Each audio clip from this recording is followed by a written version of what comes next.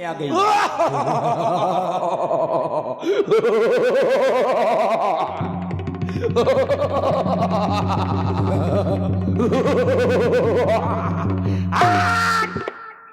मार डालूं, काट डालूंगी, फाड़ डालूंगी। तुम दोनों भाइयों ने बना लिया है मुझको क्रिकेट के गेम।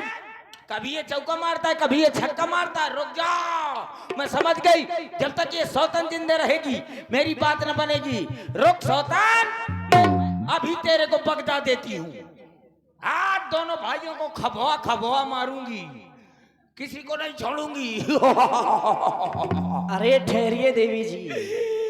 नहीं ठहरूंगी अब मैं। अरे बुआ, हाँ। और तो सब ठीक है, ये हाथ में का लिए हो? ये है मेरा इस समय का टाइम बम। आजकल इन लोगों की दशा खराब चल रही है। इसीलिए ये रखती हूँ मैं टाइम बम। लक्ष्मण, देख रहे हो तुम देवी को? मेरा आदेश तुम्हारे लिए, तुम इसके साथ में विवाह करो और इसके साथ में अब ऐसा विवाह करना ताकि ये और कहीं विवाह के लिए ना जा सके। चाहे जो कहूँ करे, चाहे ये करे, चाहे वो करे, चाहे वो करे, चाहे ये करे, चाहे दोनों जने करे पे करे जरूर। अरे देवी जी। देवी नहीं, श्री लगाओ। नहीं लगी। हाँ नहीं लगी है। श्री देवी जी। बोलो मोर विनोद खन्ना। अब आप अपने क्रोध का परित्याग कर दें और इस अस्त्र को जरूर रख दें, क्योंकि इसकी आवश्यकता पड़ेगी। देखा मेरे हाथ में टाइम बम है। से देखा, सीधी घी से उंगली नहीं निकलती। सीधे घी से उंगली नहीं, हाँ सीधी उंगली से घी। अरे चाहे जो कुछ हो, भैंस के आगे बीन बाजे। अरे देवी जी ये सब छोड़ो। मेरा जिस कार्य हेतु आई हो वो कार्य पूर्ण होने दो। इसे रखो। ले हिया और रखा भीतर। ब्याह होते मोर का लोपर लोपर कर रहा था। जहाँ से लेकर के आई हो वहाँ रख कर आओ। आओ अभी आ रही हूँ, ले बाद में रखती रहूंगी। चलो जल्दी करो। हाँ बस शीघ्र ही बैठो। रुक जाओ अब मोरे, आप मेरे हस्बैंड, आप मेरे हस्बैंड, मैं आपकी बैंड। अरे ये सब छोड़ो। आप मेरे धर्म के पतीला, जबरदस्ती। मैं आपके धर्म के भगवनिया। जबरदस्ती।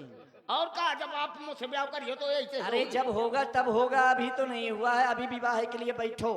बैठे बैठे करोगे क्या? क्योंकि जो आपका श्रृंगार है वह अधूरा है। हम सर्वप्रथम आपका श्रृंगार करेंगे, उसके बाद में हम आपसे विवाह करेंगे। बिल्कुल जैसा आप कहेंगे वैसा मैं करूंगी। कैसे मैं हूँ आपकी पत्नी, तुम हो मेरे पतना। तो बैठे बैठे श्रृंगार करियो का? श्रृंगार बैठ के ही किया जाता है। मैं ना बैठे बैठे करवाऊंगी, मैं तो खड़े खड़े करवाऊंगी। श्रृंगार बैठ के ही किया जाता है। मेरी आदत नहीं है बैठे बैठे करवाने की। हम खड़े खड़े श्रृंगार नहीं करते। तो बैठे बैठे करवाइयो का? बैठो इस शिला पर। बैठे बैठे करना है। बैठ जाइए। ले करो। क्या पूरा गांव ही कंजड़ों का है का? ऐसा लंका की हूँ, राजकुमारी हूँ, कौन बंदरी है नो? बैठने का ये तरीका राजकुमारियों का नहीं है। तो अच्छे से बैठो, बंदरिया की तरह लटक रही हो। तो कहाँ बैठना है? तरह से बैठे जाते। अच्छे घर की पंडितायन हो। अच्छे से बैठो। अरे पंडिता नहीं तो का कोरी नहीं होगा। अरे अपना ध्यान ना रखो तो कम से कम अपने वंश की तो ध्यान रखो। तो कैसे ऊपर आ बैठना है? बैठो इस शिला पर। शिला पर बैठना है ना? फिर वही ले करो। और क्या, ऐसे ही बैठती होगी लंका में? कैसे कर रहे हो? कैसे बैठने का भी ज्ञान नहीं है। तो कैसे आप समाज में किस तरह से बैठा जाए, किस तरह से बोला जाए, सीख लो। उतरो नीचे। और ले अब बैठो शिला पर। ले शिला पर बैठना है, नीचे नहीं बैठना है। तो बैठे बैठे अरे बैठो। तो लोग जाए तक है बमा था। ले बैठ गई। दोनों नेत्रों को बंद करो। आँख बंद करके मैंने करवाई हो। अरे श्रृंगार जब आपका हो जाए उसके बाद में देखना। तो आँख बंद करके आँख में क्या करना है? अरे हम कुछ भी करें, इससे तुम्हें क्या करना है? अच्छा ले आप दोनों आँख बंद करो, क्योंकि जब हम श्रृंगार करें, जब पूरा श्रृंगार हो जाएगा, उसके बाद में आप अपना श्रृंगार देखेंगी तो उसका प्रसन्नता होने का अलग ही अनुभव होगा। चल तो ठीक है, ले दोनों बंद करो, खोलना नहीं जब तक हम कहे ना। और ठीक है, आँखी बंद है। पहली बार आ करवाओ तो आँखी बंद करे करे। अरे बुआ बहुत बतियाती हो तुम। श्रृंगार लक्ष्मण अति लाखों सो नाक कान बिन कीन है, ताके कर रावण कहा मनो चुनौती दीन। मेरी नाक भोंक दई मेरी नाक भोंक गई, भोंक दिया, नाक भोंक गई कि सूड़ा बना दो। गलती कर गए हैं, गला रेतना चाहिए। सही कहा दो, तुम तो यही चाहते हो कभी गरा रहते तो हमें लोटा मिले।